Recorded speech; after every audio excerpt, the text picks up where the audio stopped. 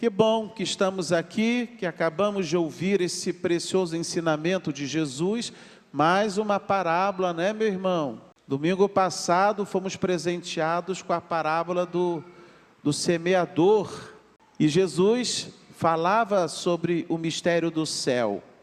E como o céu é tão importante para nós, e é fundamental que nós acreditemos no céu, professemos a nossa fé na vida eterna, e mais, desejemos a posse do céu, que Jesus hoje vai nos apresentar mais 3 parábolas acerca do céu, do reino dos céus. Como falar de uma realidade misteriosa, como falar de algo que os nossos olhos nunca viram, é difícil a compreensão. Então, o ensinamento vem por meio de comparações, é uma pedagogia muito usada no semitismo, e Jesus usava muito desse gênero literário para explicar aos seus ouvintes as realidades do alto, as realidades invisíveis. E o céu é a primeira delas. Ah, meu irmão, minha irmã, toma posse dessa verdade. Toda vez que ouvirmos essa parábola ou outras dedicadas a falar do céu, que desperte em nosso coração esse desejo de possuir, né, o céu como herança, é a nossa meta final. Mas me permitam falar de algo curioso. Na primeira parábola, que é do joio e o trigo, Jesus quer falar e explicar sobre o céu, mas ele acaba citando o inferno. E é de propósito, claro, não é coincidência, porque ao mesmo tempo que nós somos convidados a professar a fé no céu, você tem que professar a fé no inferno. Opa, que significa isso, padre? Você tem que crer que o inferno existe. Jesus fala claramente desta realidade terrível, que também é eterna. E quanto mais você desejar o céu, mais você vai evitar, ou seja, fazer todo o esforço possível para evitar o inferno. Porque não dá para você abraçar essas duas realidades. São 2 caminhos totalmente opostos e distintos.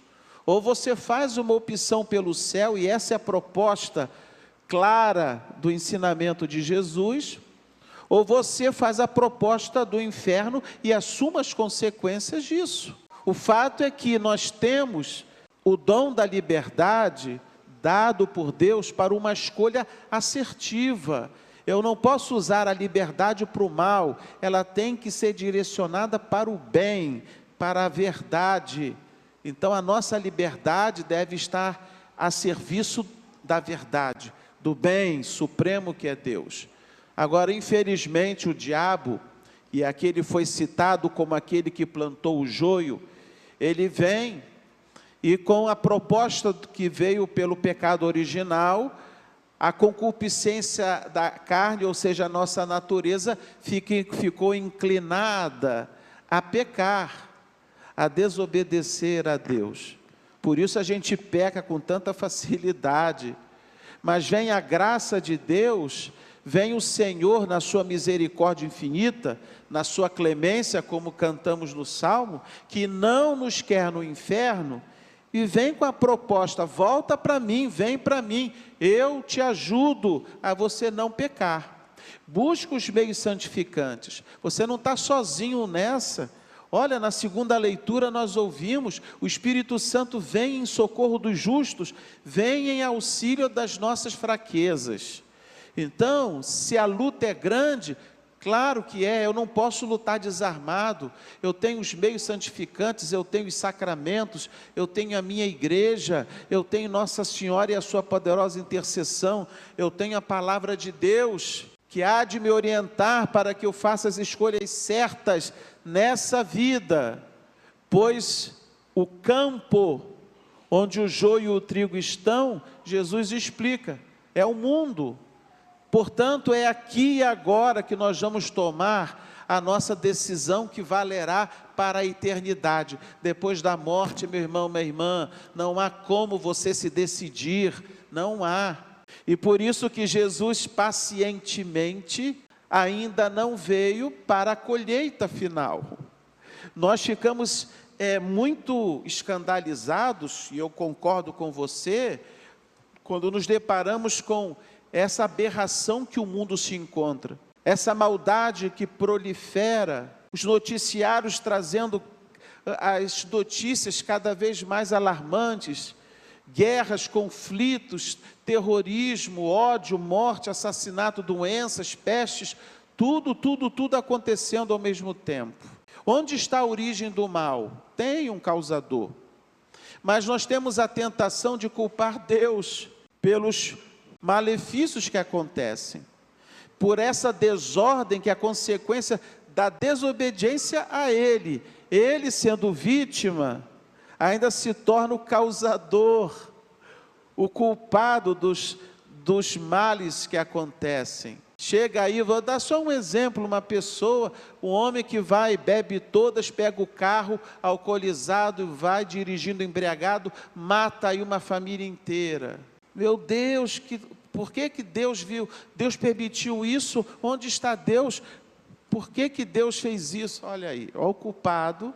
O culpado não é o pinguço não, né? Que irresponsavelmente usou da sua liberdade para fazer um mal que atingiu a si e aos outros. Não, o culpado é Deus, que confiou tanto no homem, que deu a liberdade para que ele pudesse escolher sempre o bem, fazer o que é certo. E aí Deus ainda assume a culpa dos nossos erros, dessa desordem, desse caos. Pois bem, então a pergunta que não quer calar: por que Jesus não vem logo para pôr fim a isso tudo, né? Tenho certeza que nós já fizemos essa pergunta, inclusive aquele que vos fala: por que Jesus não vem logo, põe fim a isso tudo? Porque se Jesus voltar hoje, eu digo a vocês, se a colheita aqui acontecer hoje, a humanidade será toda precipitada ao inferno. Ou digo, pelo menos, a maior parte da humanidade se perderá. E é por isso que Jesus ainda não voltou, porque eu não sou santo e nem você, porque nós precisamos de conversão, porque o mundo precisa se converter, porque Deus não quer que nós perecemos no inferno. Mas se Ele voltar agora, e se a colheita acontecer hoje, meu irmão, minha irmã, a humanidade está perdida. Então, o que está acontecendo? Por que dessa demora de Deus? É a espera de um Deus paciente, que quer que todos se convertam. Deus está à espera da nossa conversão. E aí que está a proposta: o joio que não foi feito joio, tem que voltar para a sua vocação primeira, que é ser trigo, a semente boa. Deus viu que tudo era bom, Deus plantou só o trigo, mas veio o diabo e semeou o joio.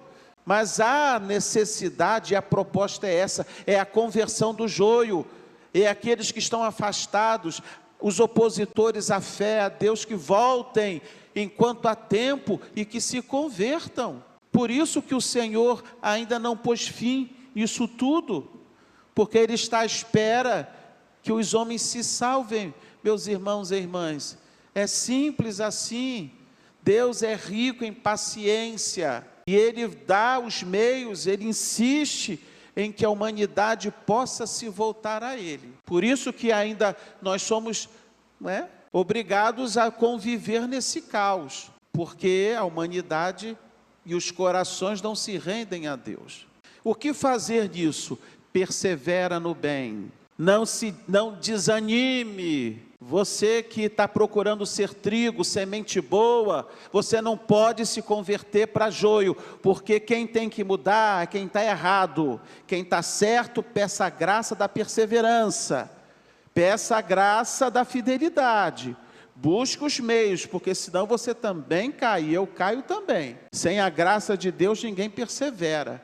Nós não estamos sozinhos, meus irmãos. Nesse campo de batalha, Deus é por nós. Deus está conosco, e você pode e você deve pedir o auxílio da graça do Senhor para a sua vida, para que você, no final, na colheita, você não seja amarrado num feixe e colocado na fornalha ardente. como o joio, uma planta que não presta para nada. Mas escuta isso aqui no final do Evangelho: os justos brilharão como o sol no reino de seu Pai. É essa realeza, é este brilho que eu quero tomar posse para toda a eternidade. E eu não posso me preocupar com isso após a minha morte, porque aí vem só a sentença. É aqui e agora que eu tenho que fazer todo o esforço possível para entrar no céu. Por isso que as duas outras parábolas nos apresentam os meios, assim, como conquistar algo tão grandioso, seja o mais simples possível. Parece paradoxal, mas é. A sementinha de mostarda que não vale nada, pequenininha, mas se torna a maior das árvores. Um pouquinho de fermento adicionado à massa faz tudo acontecer. Então viva extraordinariamente o seu ordinário, dia a dia, nas simples coisas. Faça o bem, evite o mal. Um só dia de 24 horas, quantas coisas boas você pode fazer em função do céu, da sua fidelidade. Paciência com quem está do teu lado e com quem, às vezes te irrita com facilidade. Tenha paciência, saiba dar um sorriso, seja cordial até com quem não é com você. O filho aí, vai à casa, ajuda a mãe, lava uma louça. Pequenas coisas. Não vou falar que seja obediente, que isso aí é regra, é norma, isso é obrigação. Mas o infeliz não faz nada. E como que acontece isso, né? Como é que vai conquistando o céu? Vai esperar o quê? Ser Marte na China? Ser Marte no Japão para ir para o céu? Meu irmão, espera sentado, que talvez não aconteça não. Mas num dia a dia, seja justo, seja honesto. Tantas coisas, meus irmãos. É a sementinha do grão de mostarda. O que importa é que você persevere como semente boa.